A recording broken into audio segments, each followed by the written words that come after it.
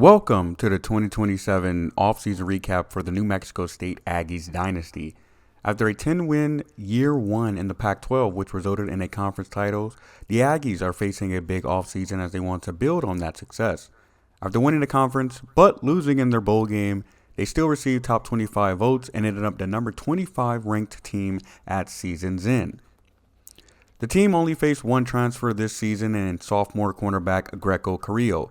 Greco is currently a 73 overall with decent skill caps that could see a bump in ratings after off-season training. With the team losing a few corners to graduation, they were interested in bringing him back. Unfortunately, he had different plans and decided to transfer. Additionally, we saw big-time players, including four standouts on defense, and our QB1 Santino Marucci ultimately graduate, moving on. Unfortunately, none of our seniors ended up being drafted by pro teams, so we do not get a boost to our pro potential for this upcoming year. Shifting our focus to recruiting, we highlight our 2 3-star talents that's incoming. We were limited to just 2 3-stars based on New Mexico State's past recruiting history. So meet high school teammates, scrambling athlete/quarterback Cesar Isadora and wide receiver Taylor Guerrero from Gilbert, Arizona. Isadora will come in with impact development and very well could be QB1 of the future. While New Mexico State has not been great in bringing in high school seniors, they have been very active in the transfer portal over recent years, bringing in 13 3-star transfers in 2024, and we approach this offseason the same way.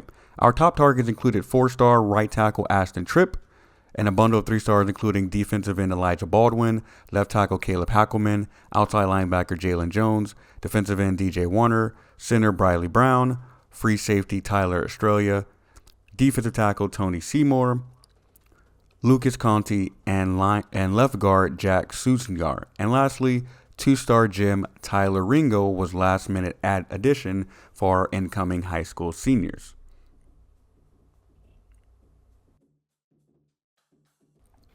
After simulating a couple weeks, we do end up landing our top target in Ashton Tripp, who will slot in easily as a starter on our offensive line. Now, unfortunately, we do lose out on outside linebacker Jalen Jones, who ultimately decided to commit to Arizona State instead. And then a few weeks later, we land commits from our other top targets as well, including Tyler Estrella, center Briley Brown, left guard Susingar, and our defensive line transfers in Baldwin, Warner, Seymour, and Conti.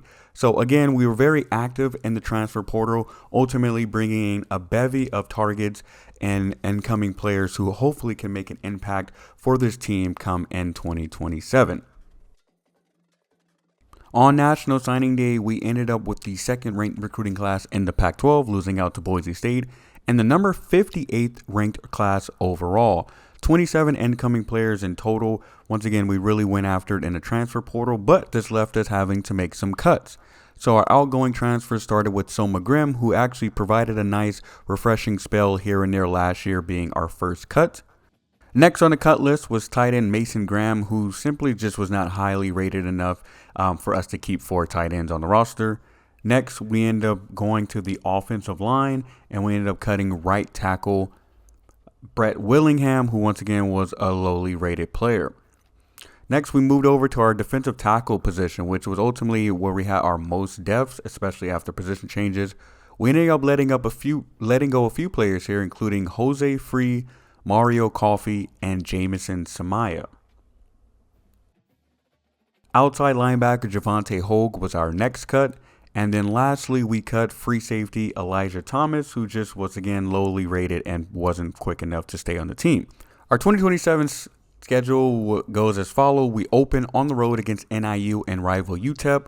We also go on the road to 13th ranked Texas, home opener against Hawaii, back on the road against New Mexico, open conference play at home versus San Diego State and Colorado State, bye week in week 8, head to Fresno and Utah State, home against Washington State, and close the season back-to-back road games against Boise State. Preseason polls were interesting as we did end last season ranked number 25, but started the season unranked, not even getting a single vote. Purdue, who actually beat us in the bowl game last year, ended up taking at number 25 spots. So experts this season ultimately think last season was a fluke given the team bulletin board material going into this upcoming season. The Aggies also received no national recognition when it came to preseason All-Americans. However, they did have a few highlighted in the Pac-12. Offensive lineman B.J. Tolo and senior transfer Austin Tripp, safety Colt Mangino, and kicker Freddie Joya all make the preseason All-American first team in the Pac-12. And in the second team, we only see Akeem Maples, and surprisingly, halfback Deshaun Humphreys did not make either team. Going into year 2, the Aggies will have a 2-star program, getting a slight boost to recruiting as we'll now be able to recruit all 3-star players within pipeline with no cap. The thing about going into recruiting this year is they actually had 8 4-star prospects in the recommended tab, with 5 of them having the Aggies in their top 10. Unfortunately, due to our house rules, we are restricted from going after those targets. So our initial recruiting board saw us add 18 prospects, with 3-star athlete Marcus Canty being at the top of that list. He projects as a big arm QB with great acceleration and decent start and accuracy. Quarterback Nick Hector, 3-star gem, will also be a target who might have an even bigger ceiling as a gem. The board rounded out with athlete Emmanuel Pakalak, cornerback Philip Hope, free safety Justin Jewell, strong safety Deontay Gano, gem wide receiver Manuel Vaccaro, and wide receivers Pierre Talib and Raymond Boye. We're heavy in the wide receiver category, as unfortunately we will probably be cutting a few more wide receivers come this upcoming offseason, so we want to bring in some fresh talent. So to wrap up the offseason recap, I wanted to highlight a few new starters this year that we will need to have a great season if the team will be successful. The top 2 offensive targets will be quarterback Parker Awad and wide receiver Isaiah Wright. Awad will be taking over the reins after starting in 2024, and Wright saw the field quite a bit last season but will slot in as wide receiver 1 this year. Wright showed some flashes last year but will need to be an alpha as the senior in this wide receiver room. He struggled with drops in this session, so not encouraging the start. Awad, we have not seen yet, and it was honestly all over the place in the practice session. Now, he does add a dimension to the offense with his athletic ability, much quicker and faster than last year's quarterback Marucci. Now, Marucci did make plays with his legs, but Awad should be doing so even more, and we might even throw in some designed runs to have him showcase that talent. Next is wide receiver Caden Trevino, who also got some burn last year, but will see an expanded role this season. He will be the fastest receiver on the depth chart and will be leaned on to stretch the defense. We will likely also manufacture some touches via screen plays. Bubble screens was a big part of our offense last season, but hopefully we can get the ball to him and let him show off that speed. On defense, we get Defensive Player of the Year returning in Taase, but who will be his running mate? Well, junior transfer DJ Warner stood out during practice. He consistently provided pressure off the edge, even without any abilities. He was lightning quick off the snap with 99 acceleration. He has room to grow, and a big season here could see a significant development going into his senior season. Now, he only recorded 3 tackles last season on 224 downs playing for Kansas, but he will have a much bigger role in playing time here with the Aggies as one of our top transfer targets. Lastly, a very under-the-radar pickup is halfback Rashawn Chance, who was the main reason why we cut running back Soma Grimm. They basically have the same kind of play set, both with a power back archetype. However, I think Rashawn Chance provides much more quickness and the ability to pick up some big yardage.